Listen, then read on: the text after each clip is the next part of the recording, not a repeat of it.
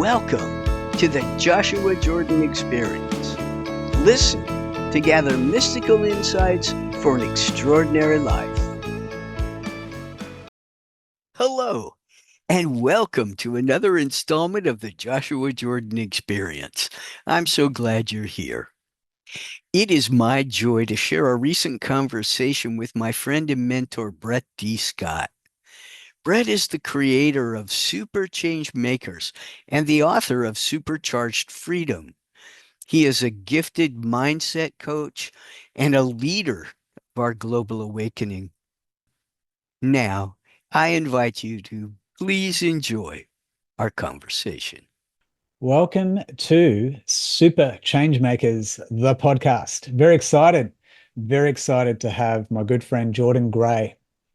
Jordan Gray has mastered oneness over the past 40 years via his connection to a non-physical entity who you're going to learn about today called Joshua. Now, Jordan and I have worked together the past few years, and I am super excited for him to share some secrets. Maybe they're secret, maybe they're not. I don't know. We're going to find out. And Jordan, thank you, my friend, for showing up, for being here. I've got a range of questions for you, but before I do get into that, have I introduced you the right way? Absolutely, Brett. And thank you so very much for inviting me to be on your podcast. I'm happy. Oh, good, good. Yeah. And actually, just a side note, whenever Jordan and I get on a call, I tell you what, we both end up leaving even happier than we are, because we usually are, even happier than we usually are after actually spending time together because we have similar energy. So it's a beautiful thing. And we probably won't get into it or the conversation of it, but I've had a connection to Joshua, not in the same way. I don't channel Joshua, but I've had a connection to Joshua forever, we might say, Jordan. Yes. But there was a time when I was 19 where I actually was going to change my name to Joshua Brett. And I was actually going to be in a all-male band. And when I say band, think more like Backstreet Boys or New Kids on the Block. So not really playing instruments like the Beatles, but were the Beatles playing instruments? I think some of them were. Yes. But more a boy band. And so I actually created the name for the boy band. I wrote some songs for the boy band. No, I won't be singing today. And the band was, and the band, and you, I think I might have told you this, Jordan. The band was going to be called Serene. Yeah. Yeah. How good is that? Uh, So, well, let me ask you my first question. My first question is, what were you doing before you actually channeled Joshua? that's a great question. I started my spiritual journey. It was like 1977, I guess, 78. So yes, I was young then, in my early 20s, and I started my journey by reading many, many Seth books. Seth is an energy personality, he called himself, a non-physical being, and he was channeled by Jane Roberts. And they produced several books together, and I just dove into it. And it was so compelling for me. It was like I was also feeling this call to become a channel, to channel wisdom that I could gather from the ether. And so it became a drive within me. I just couldn't deny it. But at the time, I was also working a full-time job at Hewlett Packard. I started out as a microscope jockey, There you go. looking through the microscope 8 hours a day. And but all my weekends I devoted to my spiritual pursuits and my spiritual friends. And I started collecting a group that got together pretty regularly just to focus on spiritual things. And I was working toward becoming a channel at that time. So, and I just heard you say your spiritual friends. So that actually leads me to another question. Have you always been a spiritual person? Like, how did you get on that journey? Like, I know how I got into it, but how did you get onto that journey of spirituality? That is interesting for me because I was raised in an atheist home. There was never a talk of God. No one talked about, there was no talk of Jesus. Yep. If I ever heard it, it was on TV. Nobody went to church. I did find out later that my mother had left the Catholic Church to marry my father, who was a agnostic at best. I think, and he was the atheist. Yeah. Did not believe in a higher power or spirituality. But when I was 15, due to circumstances that drove me absolutely to the brink, I attempted suicide. Wow. And while I was lying in intensive care, uh, I decided I wanted to live, right?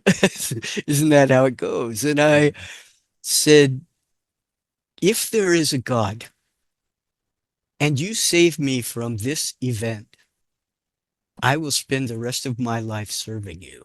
Wow. Yeah, I made a promise.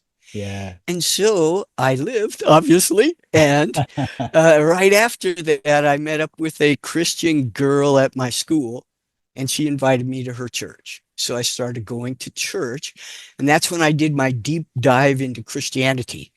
When Wow. I Yeah. get curious about something, man, I dive in. I want to consume it all. And I became a religious fanatic. Did you? I became one of those Christians that would drive you crazy with trying to get you to get saved by Yeah. Jesus. Yeah. Yeah. So I went through that for about a year and a half and I burned through it really fast. I ended up dropping Christianity before I left high school. But that was my first experience with um, having my spirit fulfilled.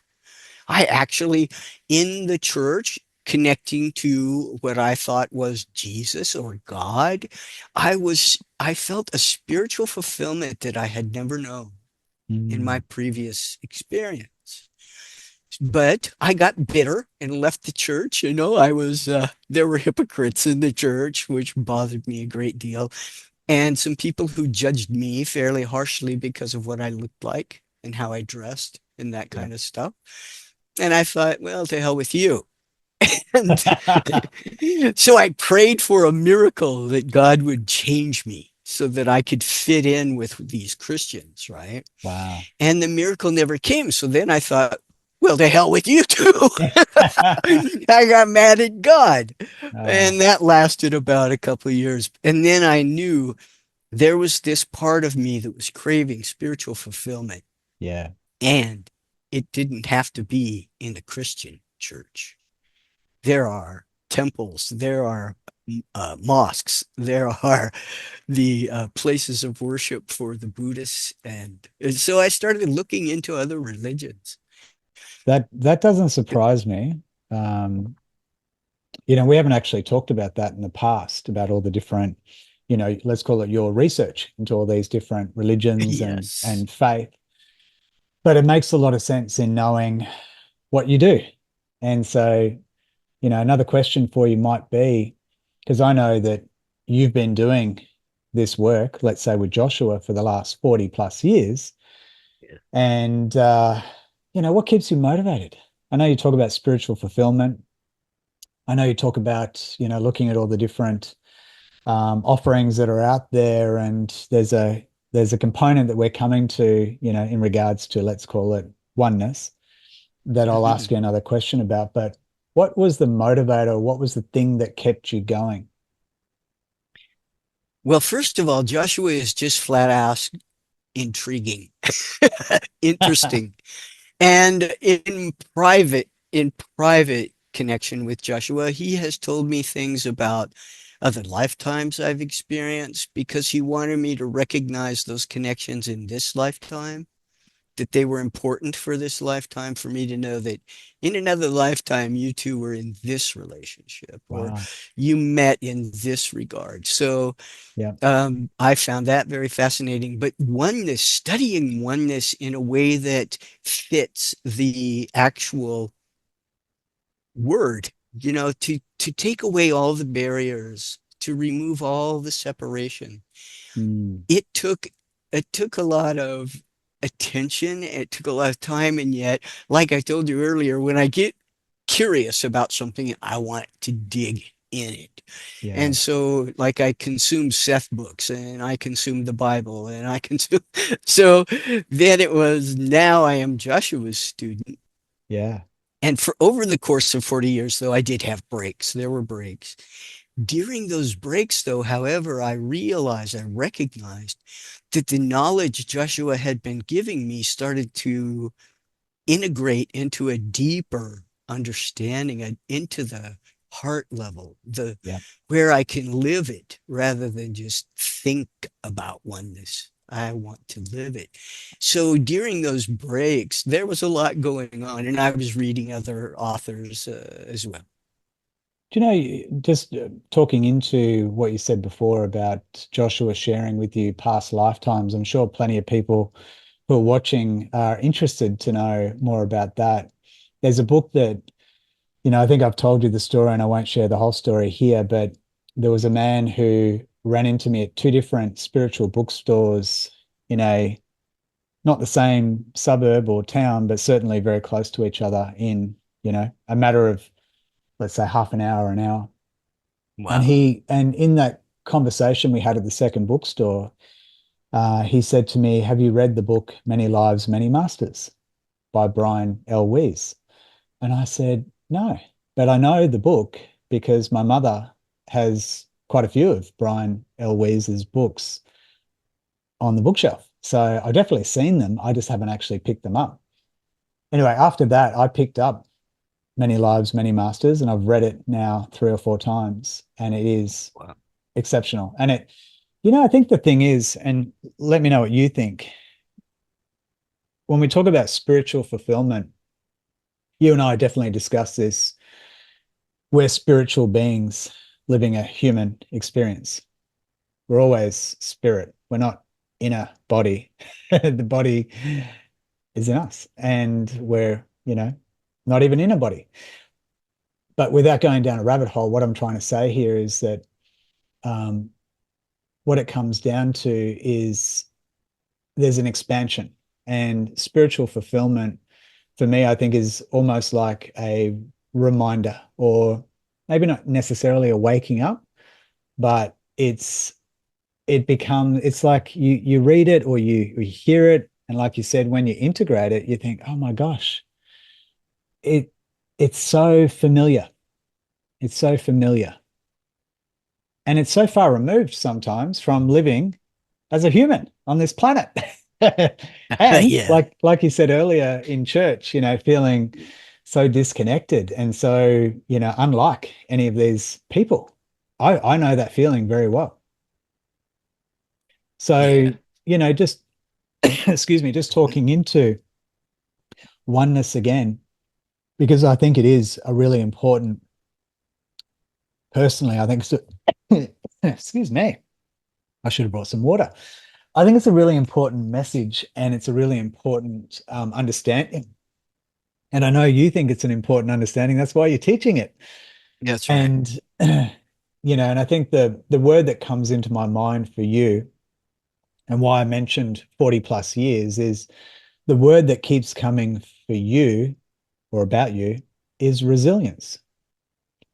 Oh, And we might even say patience, perseverance, persistence, and right. the three P's.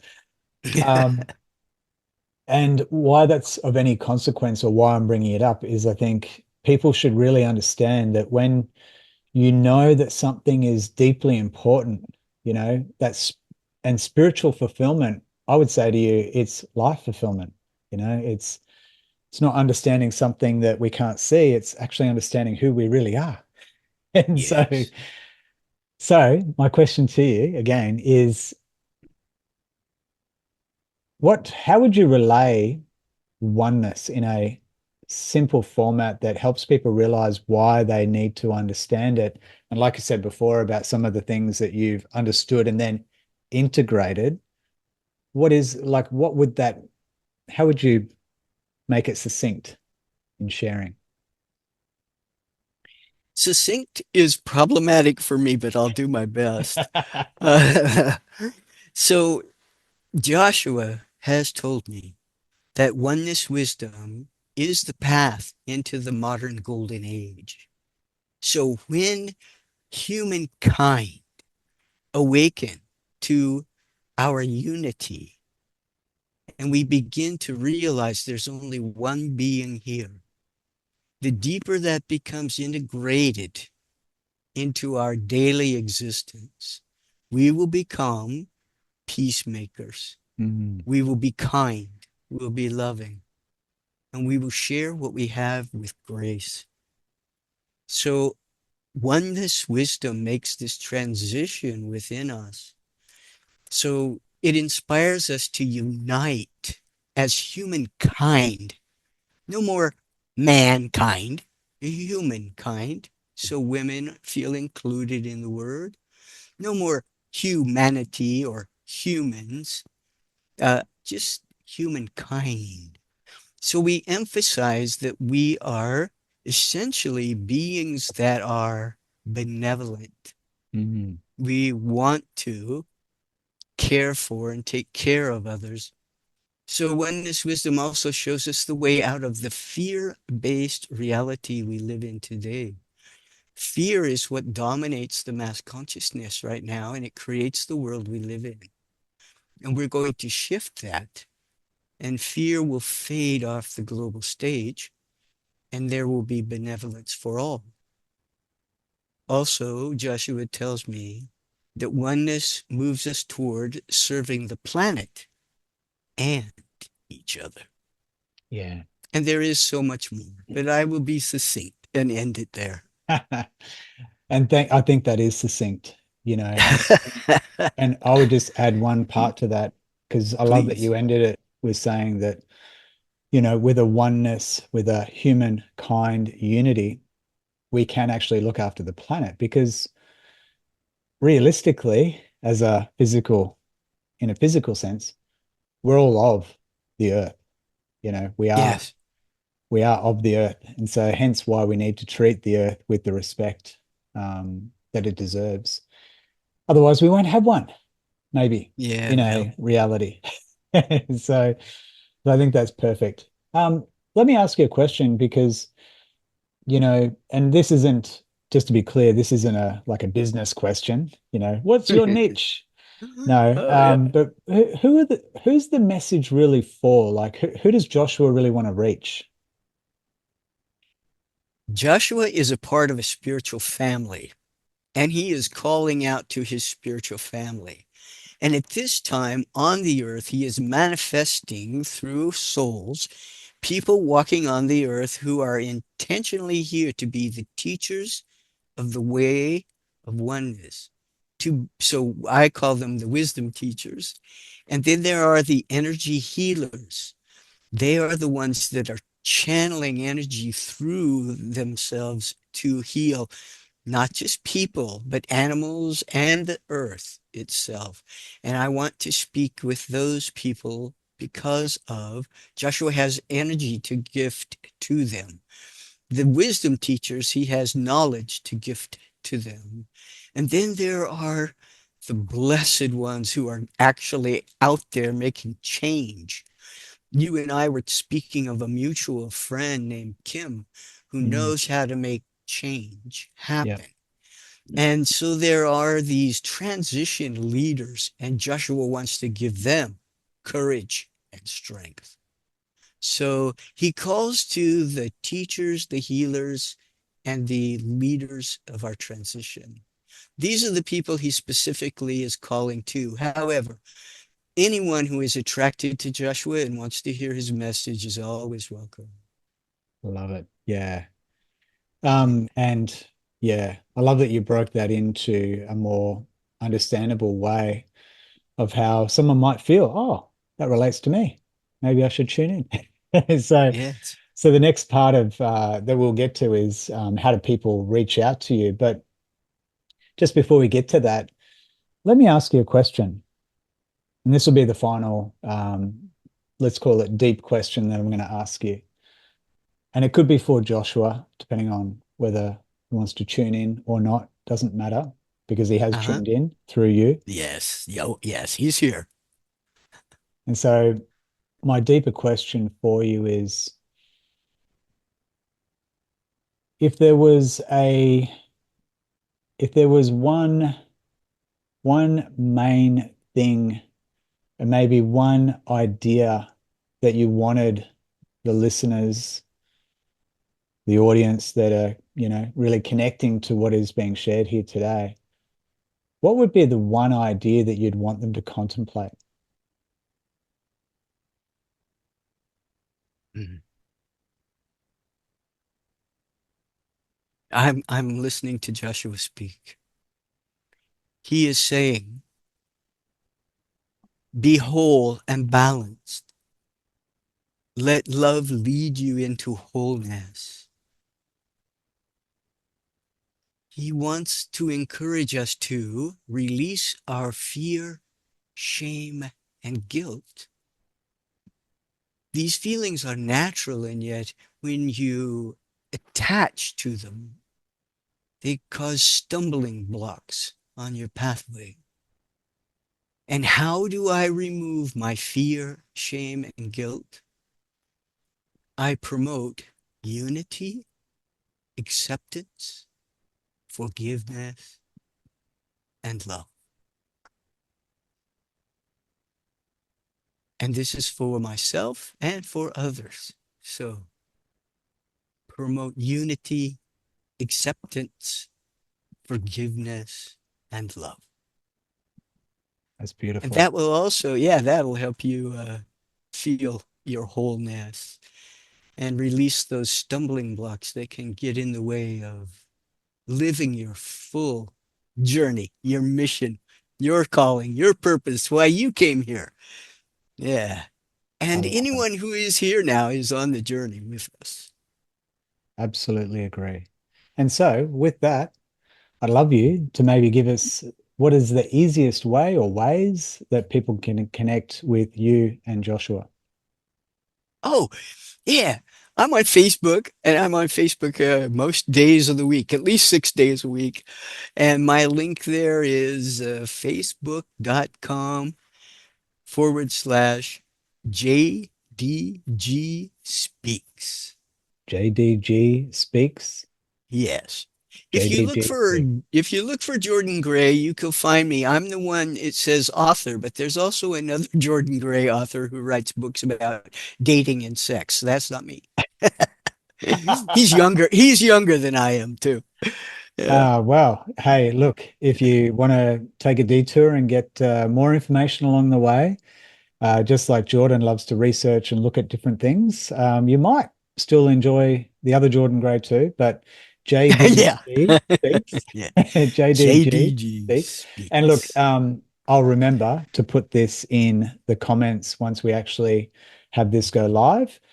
Oh, And thank you. yeah, you're welcome. And I want to say from me to you, it's a huge thank you. I'm absolutely grateful. And, the word that keeps coming into my mind from our conversation is humankind. And I know I've said this to you and I've said it to the world. The number one thing that I really love about myself is my kindness. And, and that's a great thing to be proud of, being kind, Yes, that's right. and I don't think I'm alone. I know you're very kind, and I know there are plenty of other people that are kind. And I think that's one of the, let's call it a superpower that we should all be harnessing and keep growing because we aren't human beings, we are humankind. Thank you, Mr. Yes. Jordan. Appreciate you. My pleasure, Brett. Thank you so much. Your questions were intriguing. Oh, good. I'm glad. Well, we'll be seeing you very soon. I'm sure the audience that have tuned in here will come across and find you. May I just also invite your audience to my YouTube channel? Oh, It please. is the Joshua Jordan Experience.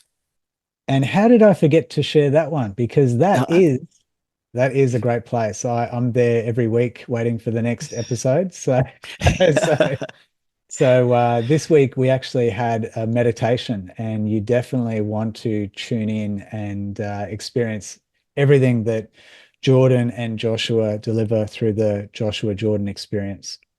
Thank you, Jordan. Yeah, there are lots of videos there for folks to check out. Thank you, Brett. You're welcome.